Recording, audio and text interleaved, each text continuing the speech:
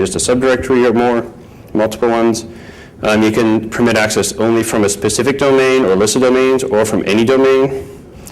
And you can also specify which headers are allowed to be set and sent. They also implemented support for the Flash player policy file, but unfortunately only in the root, and it forces you to allow access to everybody. Okay. Oh, and it sends cookies. Java. Java supports also the Flash player policy file in the root or a subdirectory, unlike Silverlight. But it does require you to permit access from all domains, and it does apparently send cookies. HTML provides cross-domain resource sharing, cores, and this is a header-based mechanism. So when you want to make a cross-domain request, it sends this origin header with the origin, the domain that's making the request. It expects an access control allow origin response that specifies yes or no, basically. If it says yes, it echoes the domain that's making that request back to it that was in the origin, or it can specify star, say anybody's allowed to load stuff from me. And it does actually send cookies, except in IE8. And it uses XML HTTP request, except in IE8. Cross-window messaging. This is a mechanism where frames or windows can talk to each other directly. So it's sort of analogous to cross-domain data loading, but it requires actually loading content from there. So sender calls window post message.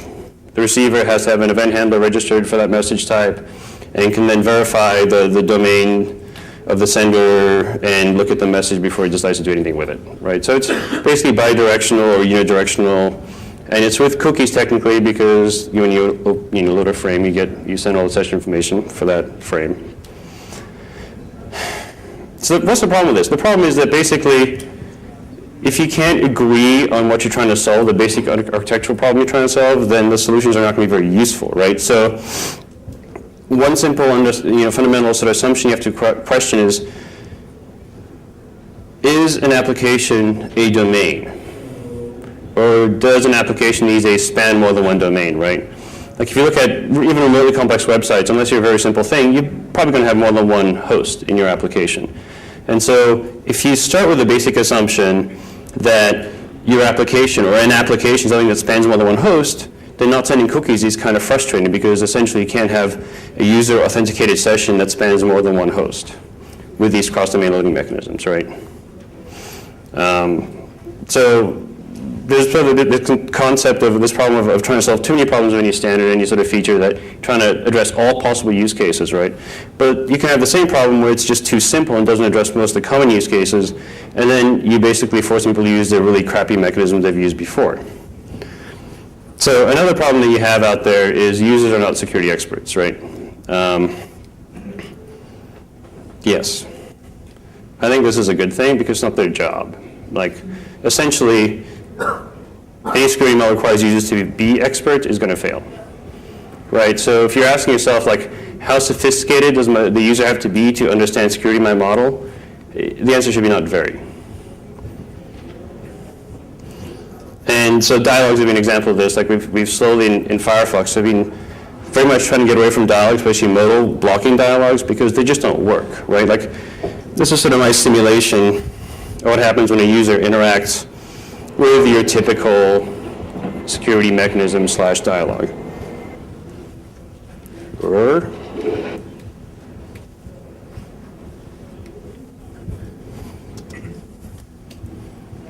Okay, so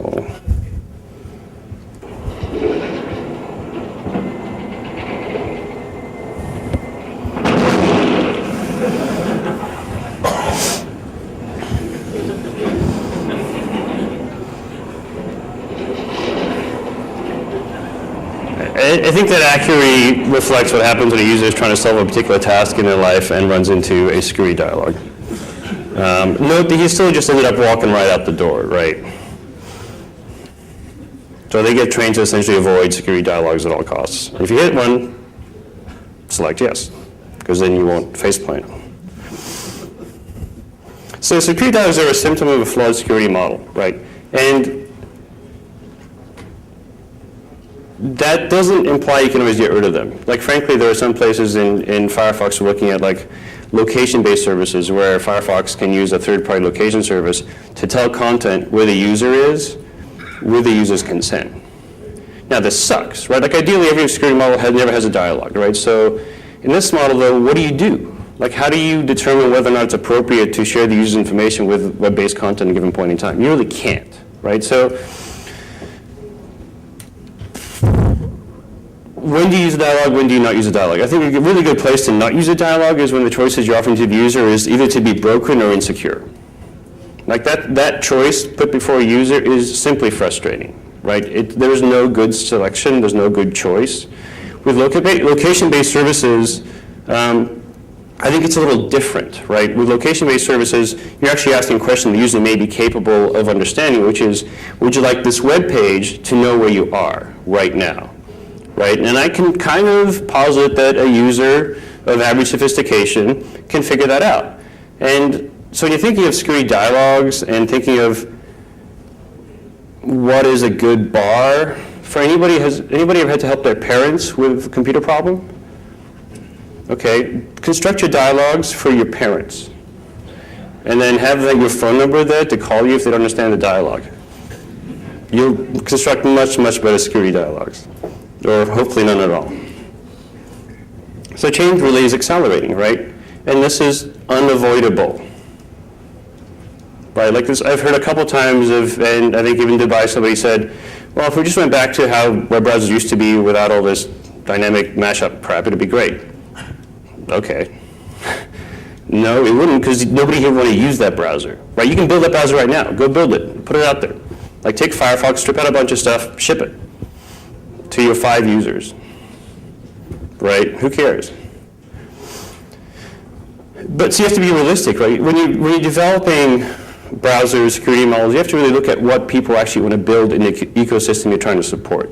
Right? You have to actually build a security model that supports that environment. If you don't, then people will just hack around it in ways that are far worse than whatever you're trying to, prevent in the first place, right? I'm going to have a little security skit here that I think illustrates a pretty typical developer, security person, management interaction in a modern day software company. I'd like to introduce the cast in this skit. We have Peter, Lois, and Stewie.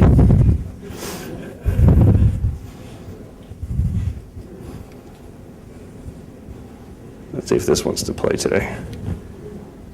Well, men, the Cohog Men's Club is complete. It took 6 weeks and cost $8,000, but it was worth it.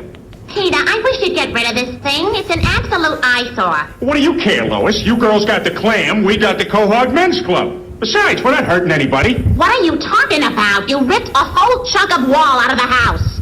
What is this? There's something wrong with the house. I don't like change. So, but there is actually hope, right? Like, it's not all broken, it's not all doom and gloom. And so this talk was inspired by some of the nothing ever changes, but things are actually changing for the better. Right? Despite all the problems and standards, progress is actually being made. Security is actually being more effectively addressed in complex feature discussions around cross-domain access and loading and downloadable fonts and all this stuff, right? So now it's built into the specs far more than it used to be. If you look at the old HTML specs, there's no mention of security for any practical use for the most part. What would help is really a broad agreement on the philosophies and goals behind a particular feature, right? So like the first thing you should do when you're talking about feature X, whether it's 3D graphics or whether it's cross-domain loading or downloadable fonts or other potentially neat but potentially really scary things, is what are you trying to solve, right? What problems, what applications, what are you trying to do? If you can actually do that, if you actually get people to agree on what you're trying to solve in the first place or enable in the first place, then you can have a meaningful discussion about it. If you can't agree on that, then you go nowhere. Trust me, because what happens is people are arguing against sending things over here because it's really dangerous, but then if you don't send that thing here, then you can't actually build the app that people want to build. You have to synchronize your assumptions and your goals before you even start talking about the feature. So yeah, maybe enumerate